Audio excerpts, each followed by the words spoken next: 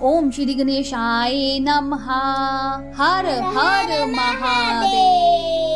हिमावन का पार्वती को शिव की सेवा में रखने के लिए उनसे आज्ञा मांगना और शिव का कारण बताते हुए इस प्रस्ताव को अस्वीकार कर देना।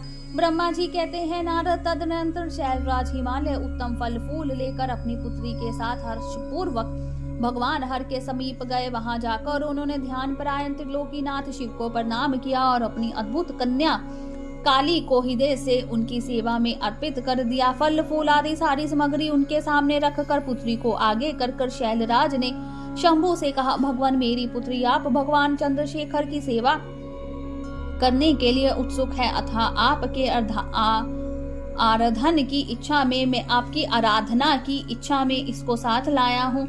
यह अपनी दो सखियों के साथ सदा आप शंकर की ही सेवा में रहे। नाथ, यदि आपका मुझ पर अनुग्रह है तो इस कन्या को सेवा के लिए आज्ञा दीजिए। भगवान शंकर ने उस परम मनोहर काम रूपिणी कन्या को देखकर आंखें मूंद ली और अपने त्रिगुणातीत अविनाशी परम तत्वमय उत्तम रूप का ध्यान आरंभ किया।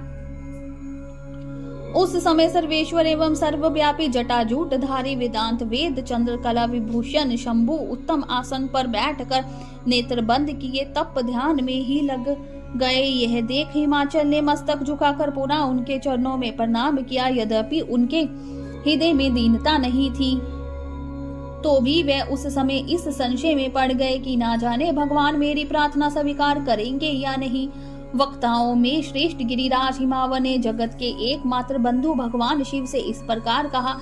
हिमालय बोले, देव देव महादेव करुणा कर शंकर विभु, मैं आपकी शरण में आया हूँ। आंखें खोल कर मेरी ओर देखिए। शिव सर्व स्वर में है शान, जगत को आनंद प्रदान करने वाले प्रभु महादेव, आप संपूर्ण आपत्तियों का निवारण करने वाले हैं। मैं आपको प्रणाम करता हूँ स्वामिन।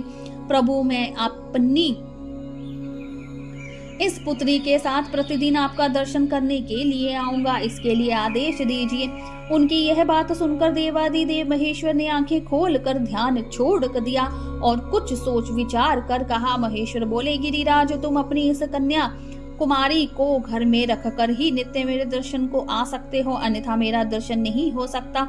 महेश्वर की ऐसी बात सुनकर शिवा के पिता हिमावन मस्तक झुकाकर उन भगवान शिव से बोले, प्रभु ये तो बताइए किस कारण मैं इस कन्या के साथ आपके दर्शन के लिए नहीं आ सकता? क्या यह आपकी सेवा के योग्य नहीं? फिर इसे नहीं लाने का क्या कारण है, ये मेरी समझ में नहीं आता।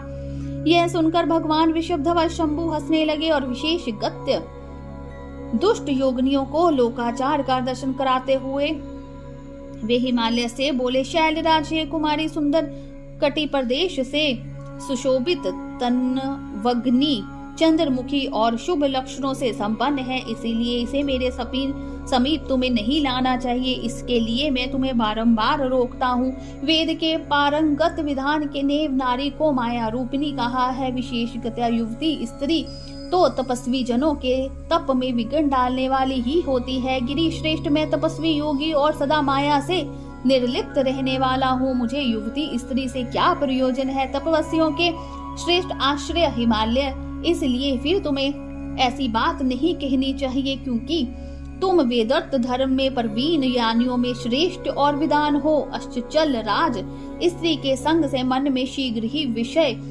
विषय वासना उत्पन्न हो जाती है, उसे वैराग्य नष्ट होता है और वैराग्य न होने से पुरुष उत्तम तपस्या से भ्रष्ट हो जाता है। इसीलिए शैल तपस्वी को स्त्रियों का संग नहीं करना चाहिए, क्योंकि स्त्री महाविश्य वासना की जड़ एवं ज्ञान वैराग्य का विनाश करने वाली होती है। ब्रह्मा जी कहते हैं, नारद, इस तरह की बहुत सी बातें कहकर महायोगी शिरोमणि भगवान महेश्वर चुप हो गए। देव ऋषि शंभु का यह निर्मय निस्रपह और निष्ठुर वचन सुनकर काली के पिता हिमावन चकित कुछ व्याकुल और चुप हो गए। तपस्वी शिव की कही हुई बात सुनकर और गिरिराज हिमावन को चकित हुआ जानकर भवानी पर पार्वती उस समय भगवान शिव को प्रणाम करके विशद वचन बोली, शंकर भगवान की जय, उमापति महादेव की जय, हर हर महादेव।